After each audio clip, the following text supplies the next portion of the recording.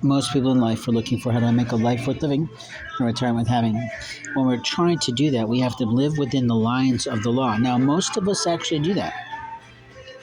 Most of us are interested in what God thinks of us. And most of us are going to churches of worship, right? Houses of God, or places to be not, well, perverse. The truth is, if I try to make a pagan type of ceremony, people think I'm odd. If I practice my pagan faith, people think I'm strange. But for you, what do you believe in? How do you live your life? How do you live your faith? How do you walk on the line of Lord? Because when we walk on the line of the Lord, we decide how we're going to live. Are we going to live in the light of God or the darkness of Satan? You see, Satan as a spirit is a saboteur. And the saboteur wants to interfere with your life, keep you off track, keep you often in the black of life, meaning that you're never succeeding, that you're never allowed to dream, you're never allowed to become something, and openly that's the saboteur. We also have people like to steal from others their ideas, their ideologies, their philosophies to become them in their version of impersonation, which it really isn't. It's a form of identity theft.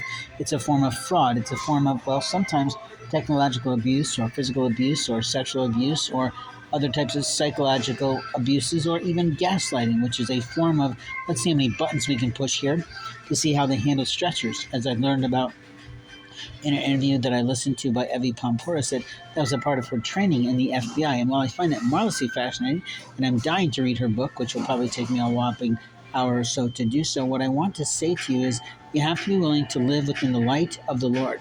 And even those who are highly analytical, even those who are really quite, well, psychological in the way that they look at things and analyze things and they approach things, you don't know God unless you're willing to submit your heart, your mind, your soul, your wishes, your desires, and your wants to the Lord. And if you're not willing to wait for the timing of the Lord, you might monkey the whole life up for you. You might get involved once again in the wrong relationships that don't give you the love that God has for you. And openly, that's obvious if you've got a hitter, if you've got an abuser, if you've got a psychological or emotional type of, how do we say it, abuser, I guess. Many people don't think what abuse is today. It's like it makes the news and makes a movie, and then it goes away for most people. Abuse is abuse. Financial abuse is when you think you have the right to give someone money and then take something from them or harm them in some way or produce a legal document or a fake false record that harms someone and you think you're paying penance. You're not. You're submitting yourself to Satan. The Satan of the world is someone who tries to sabotage a stranger's life or sabotage someone who's supposed to be important in your life, say from your family of origin or your family of choice. And in truth, we need to stop doing that. See, God has a plan for every human being that comes out of the world.